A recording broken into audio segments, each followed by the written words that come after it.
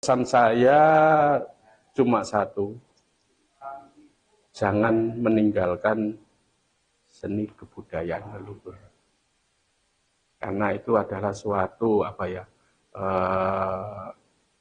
ciri khas kita, kebanggaan kita sebagai bangsa Indonesia.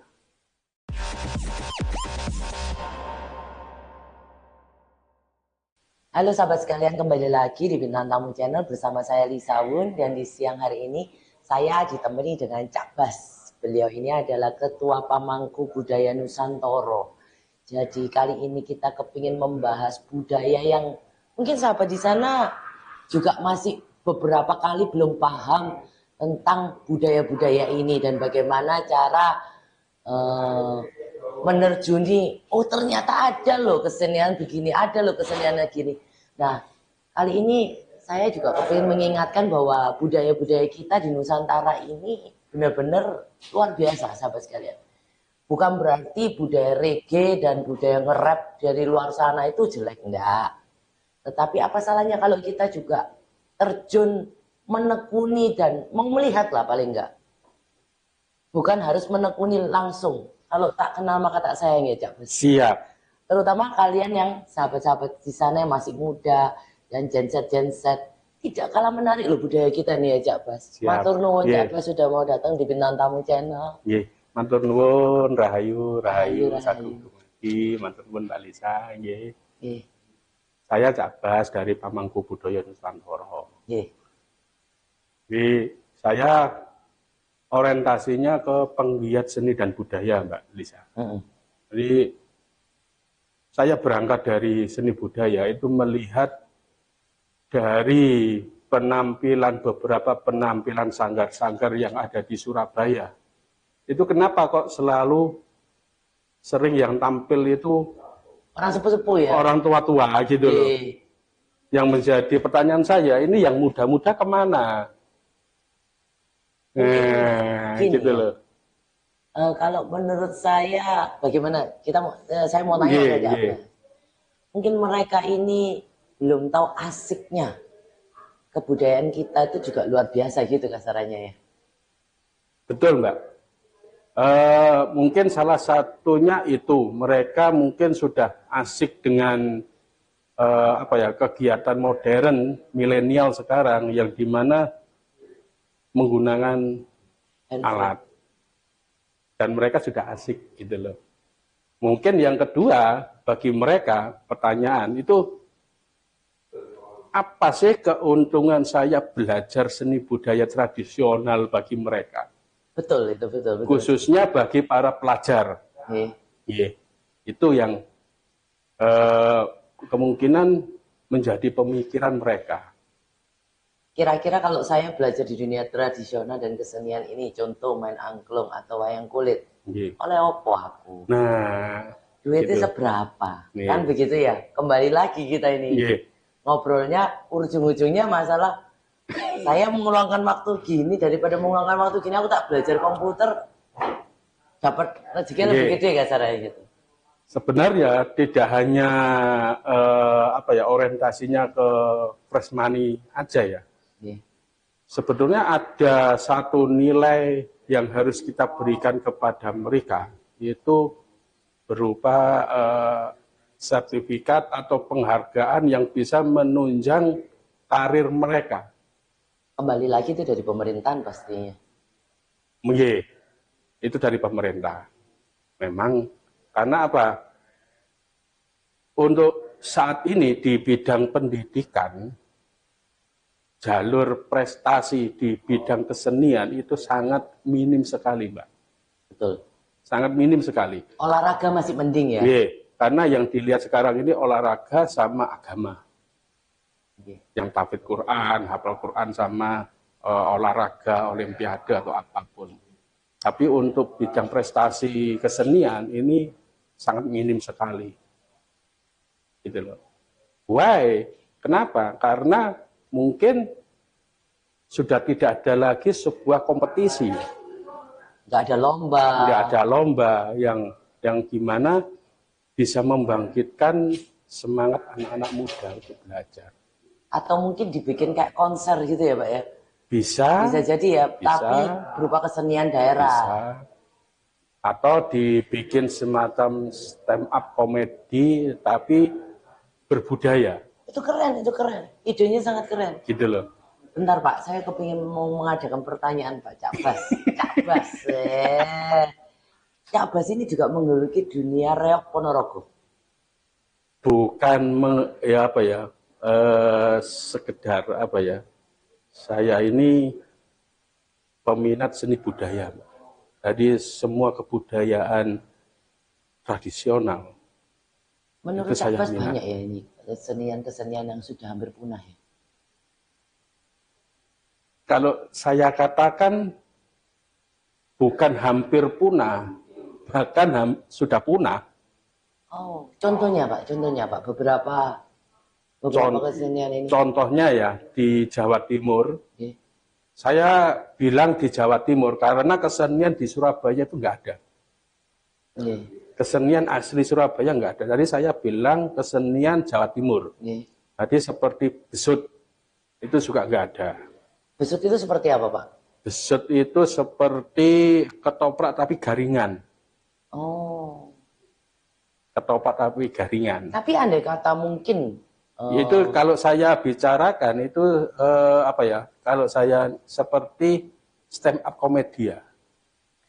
Semacam seperti itu. Ada yang Bapak masih bisa mencari sesepuh-sesepuh yang pemain besut ini? Bisa. Masih ada ya, tapi beliau sudah tua-tua mungkin. Iya. Itu salah satunya itu. Kemudian yang kedua tentang kesenian jagoan. Ini yang sudah punah. Jagoan. Jagoan. Itu seperti apa Pak? Jagoan itu kesenian Roro Pangkon, temu manten. Kalau di Jawa Barat itu namanya palang pintu. Kalau di Jawa Timur itu namanya jagoan. Itu waktu mereka mengadakan pertunjukan itu bahasanya pakai bahasa Jawa Timuran? Bahasa Jawa Timuran. Tapi berarti kita semua bisa mengerti ya yang di Jawa Timur ini? Bisa. Bisa, apalagi arek Surabaya tambah ngerti. Tambah ngerti. Iya toh kalau arek Surabaya. Bahasa kerennya kan keren ya. Berarti sebetulnya banyak sekali yang perlu kita lestarikan dan sebetulnya nggak kalah menarik ya Pak ya. Betul. Tapi karena sebetulnya mengenaskannya masyarakat Indonesia sendiri tidak menghargai mahal kesenian kita sendiri. Iya, itulah kesenian apa ya, kesenian tradisional kita itu untuk saat ini kalau saya bilang dipandang sebelah mata. Kenapa sebelah mata? Karena nyon sewu Mbak, kesenian kita itu cenderung orientasinya ke mistis. Coba, saya pikirkan, iya. Ya meskipun reok kan ada yang makan beling itu kayak makan kaca gitu kan. Apakah itu benar-benar ada? Sebenarnya mistis. Itu kalau saya katakan ya, sebenarnya bukan mistis juga, itu adalah trik. Cuman, gimana caranya Pak kaca dimakan bisa ada triknya? Ada triknya. Giginya? Kalau orang di dunia apa ya, para pemain reok itu sudah paham. Oh, cuman itu bukan murni kesurupan. Bukan murni kesurupan. Tapi ada yang kesurupan murni. Ada yang kesurupan. Gitu loh. Ada yang kesurupan. Jadi apa ya? Kenapa saya katakan kesenian tradisional kita itu cenderung identik sama mistis, klinik atau hal apa ya?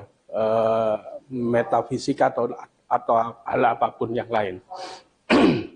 Jadi gini Mbak, jujur ya, saya sekarang ini juga lagi mengkampanyekan kebudayaan Nuswantara. Seperti contoh, orang pakai udeng atau ikat kepala. Orang Bali ya. Orang pakai udeng, orang pakai ikat kepala, image-nya wis negatif. Dukun. Betul. Seperti itu. seperti saya pertama kali ketemu Anda ya. Gitu. Sahabat sekalian, ada cerita lucu. Jadi minggu lalu kebetulan saya podcast di Picopi. Pertama kali saya ketemu beliau melihat, waduh ini paranormal top sampean ini gitu. Jadi sebenarnya sebelum ada apa ya, kopya, koplo atau apapun, udeng ini sudah ada. Sudah digunakan oleh nenek moyang kita. Gitu loh. Tapi kenapa tradisi nenek moyang ini menjadi asing di negeri sendiri gitu loh. Itu pertanyaan yang bagus, Pak. Gitu loh. Jadi nggak hanya udeng aja, seperti pakaian Jawa, lore, atau pakaian seperti yang saya pakai seperti ini. Ini pakaian apa ini, Pak, kalau boleh tahu? Ini penadon. Gitu loh, penadon atau peksi. Biasanya digunakan untuk? Biasa dipakai untuk orang Jawa Barat atau suku-suku pedalaman. Mereka pakainya seperti ini. Berarti lebih gombrong gitu ya? Ya. Tapi justru orang pakai seperti ini, image negatif. Seperti yang Mbak bilang tadi gitu loh. Yang mengenaskan mungkin ya Pak, orang luar negeri berlomba-lomba datang dari Amerika, Ethiopia, dari Afrika untuk melihat kebudayaan kita. Tapi kita sendiri itu Mbak kurang melestarikan, kecuali Bali. Kalau Bali saya acungi jempol luar biasa. Karena gini Mbak, besarnya suatu negara itu mereka bisa menghargai seni budaya warisan leluhur sebagai jati diri bangsa. Seharusnya begitu. Iya. Dikemas dengan secara modern itu jauh lebih baik daripada punah. Betul. Ya, Pak, ya? Betul. Kayaknya mengenaskan ya. Sahabat sekalian yang ada di sana, Anda yang Gen Z, Anda yang masih muda-muda, cobalah tolong dilirik kebudayaan bangsa ini. Kalau tidak kenal maka tidak sayang. Nggak kenal juga nggak tahu asiknya di mana. Pasti kan ada asiknya sendiri ya Pak ya. Betul. Contoh Lodruk, sebelum ada stand up komedi kita punya Lodruk. Dan itu salah satu bentuk stand up komedi. Iya. Seperti itu Mbak. Jadi seperti kita apa ya, orang kebudayaan di Surabaya. Mau beli udeng ikat kepala. Sulit. Gimana? Nggak ada lah, titip ke Bali. Gitu loh. Sebenarnya di Surabaya itu ada apa ya, udeng asli Surabaya itu ada. Ada bentuknya, ada ciri khasnya sendiri gitu ya Pak ya. Jadi hampir setiap kota itu punya Bicara ciri khas. Betul. Madura, Surabaya, Gresik, terus Sidoarjo, Ponorogo itu banyak. Bapak sendiri kenapa kok Bapak ini, kenapa kok Cak Bas ini mempunyai hati besar terhadap warisan budaya? Apakah sudah turunan? Kalau Padahal keturunan masih muda. Iya Mbak. Kalau keturunan iya. Jadi dari ibu saya itu orang Klaten, orang Jawa Tengah. Kalau bapak itu asli Surabaya. Jadi kebetulan kalau saya pulang ke desa itu kebudayaan Jawa sangat kental. Dulu tapi. Berarti pada dasarnya intinya Anda ini merasa miris ya. Betul. Dengan kondisi kebudayaan, bukan negaranya, kebudayaan yang terjadi di Indonesia, betul. Terutama kita yang ada di Jawa Timur ya. Betul. Betul Mbak. Seperti itu. Jadi ya mudah-mudahan dengan podcast ini ada dengan masyarakat bisa sadar ya. Mbak Lisa agar teman-teman milenial bisa menyukai seni budaya. Melirik lah paling enggak. Melirik seni budaya. Ini ada perkumpulannya khusus atau gimana Pak? Ada. Kalau di Surabaya banyak Pak, perkumpulannya banyak. Tapi ya itu tadi cenderung Yang tua-tua ya. ya itu Sepuh-sepuh. orang jadul semua. Mungkin kalau misalnya ada seorang influencer bisa memviralkan sekali aja mungkin sudah terangkat ya Pak. Betul. Betul. Coba. Sulit ya Pak ya. Sebenarnya kalau dikatakan sulit itu Sebetulnya nggak ada yang enggak sulit. itu sulit. Dan kalau dikatakan mudah juga enggak begitu mudah. Ya kesenian kita itu seharusnya luar biasa ya Pak ya. Sangat luar biasa. Sangat luar biasa. Ada perkumpulan biasanya di gedung apa Pak? Cak Durasim atau? Kalau, nah ini, kalau Dari kesenian, Cakba sendiri? kalau kesenian ya Mbak, Iya. kalau dulu kan ada yang namanya THR, Iya. Taman Hiburan Rakyat. Iya. Sekarang kan sudah nggak ada. Iya. Yang ada sekarang di Cak Durasim, Iya. Taman Budaya, terus sama di alun-alun Iya. Kota Surabaya. Selain itu sudah nggak ada. Nah, terus para seniman ini mau apa ya? Memberikan hasil karya, ekspresinya ini kemana? Ya itu sulit. Gitu loh. Mana gitu loh. Padahal sebetulnya kesenian ini luar biasa ya Pak, macam-macam dan menyenangkan ya Pak. Nggih.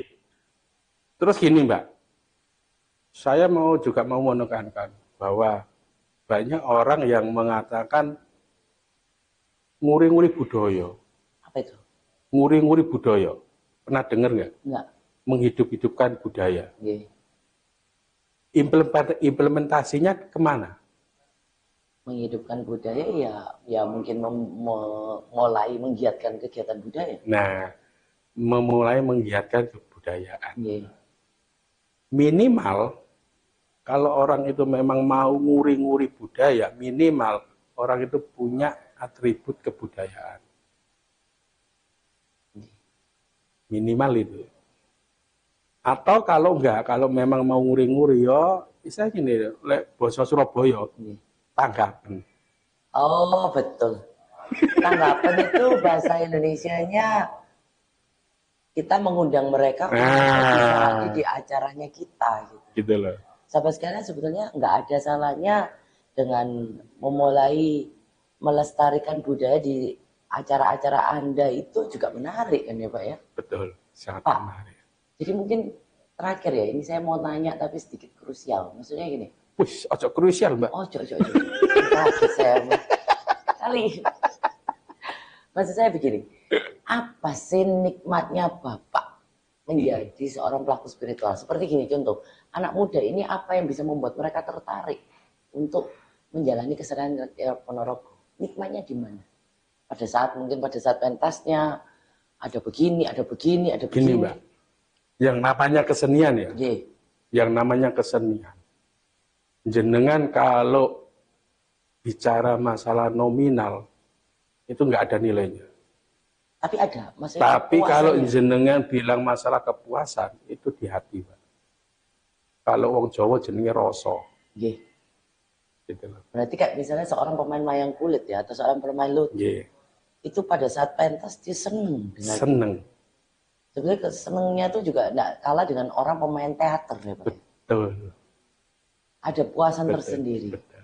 Happy gitu. Happy. Seperti itu Mbak. Jadi sebenarnya Pak, Bapak punya Instagram ya? Instagram saya nggak punya Mbak. Nggak punya? Kebetulan nggak punya. Kebetulan nggak punya.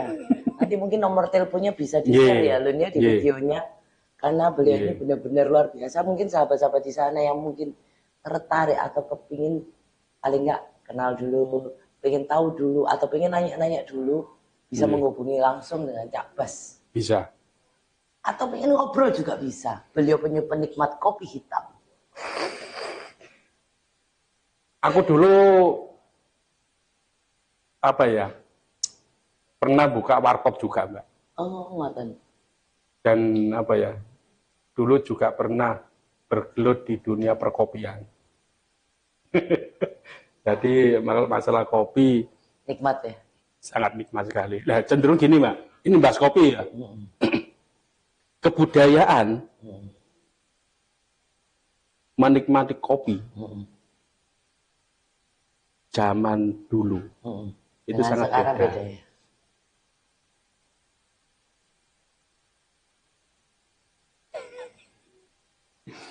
Jadi nyun sewu ya, sebelum ada robusta, nenek moyang kita sudah punya robusta, bukan robusta, bartender. Sebelum ada bartender, nenek moyang kita sudah ada bukan bartender, Ya, semacam itu, barista. Ya. Barista kan penyeduk kopi ya, penyaji kopi. Nenek moyang kita sudah punya. Berarti negara kita Sebelum ada roasting, nenek moyang kita sudah punya. Itu hal yang luar biasa ya, Pak. Gitu loh. Dan menikmat kopi zaman dulu itu kopi pahit, sebelahnya ini ada gula Jawa atau gula batu. Diminum terus itu. dimut. Iya. Bisa kita coba dulu. Kita minum kopi pahit, sebelahnya ada gulanya. Jadi setelah diminum baru dimut. Dimut itu bahasa Indonesia apa sih? Dikulum. Nah, jadi tradisi seperti itu kan sekarang nggak ada. Nggak ada. Luar biasa loh Bapak ini. Nah, saya baru tahu ini. Besok saya coba di rumah. Saya siap ke Batu. Pak, yang terakhir. Untuk para genset yang menonton kita kali ini atau ibu-ibu yang mau nonton kita, ada pesan? Pesan saya cuma satu, jangan meninggalkan seni kebudayaan leluhur, karena itu adalah suatu ciri khas kita, kebanggaan kita sebagai bangsa Indonesia. Intinya mungkin begini ya sahabat sekalian, kalau kalian ingin dihargai, paling tidak kita juga harus bisa menghargai leluhur kita yang sudah berjerih payah. Kalau leluhur kita zaman dulu tuh kita tidak menghargai, maka tidak akan ada kita hari ini kan. Betul. Berarti itu luar biasa. Kali ini pembicaraan kita memang agak mendalam ya sahabat sekalian. Seperti podcast saya kali ini tuh kayak mengingatkan sahabat-sahabat yang di sana, ayo hargai dong seni leluhur kita, hargai dong kesenian kita. Banyak orang yang nggak tahu tentang makna filosofi bendera kita. Nah itu menarik Pak. Apa itu bendera kita? Merah putih. Merah putih. Apakah hanya secarik merah putih? Gitu loh. Apakah hanya merah berani putih suci? Enggak. Itu adalah bapak ibumu, bapak biungmu. Bendera itu adalah simbol dari leluhur. Merah dari darah ibu, putih dari saripati bapak. Wow. Itu namanya kalau dulu digunakan oleh kerajaan Majapahit. Yang namanya bendera ular-ular perang atau bendera Gula Jawa. Kalau dulu namanya getih gula merah. Ini pengetahuan yang luar biasa ya. Jadi kenapa kita nggak boleh menaruh bendera merah putih di bawah? Karena itu adalah simbol orang tua kita. Oh. Intinya di dalam negara jadi ini masih banyak sekali Mbak, masih banyak sekali seni budaya yang memang perlu dipelajari juga. Sebetulnya bisa dilestarikan dengan dibikin kelas, pertemuan. Tapi juga membutuhkan apresiasi kita semua. Jadi tidak hanya satu orang yang berjuang untuk hal ini, tapi harusnya seluruh kita sama-sama berjuang pasti bisa. Seperti waktu dulu mungkin untuk perang, apa itu pakai bambu runcing ya.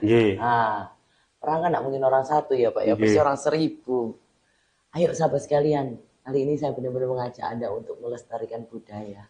Pak makasih ya Pak sudah terima tamu channel. Nanti dulu yang saya izin saya share nomor teleponnya. Siap. Di layar.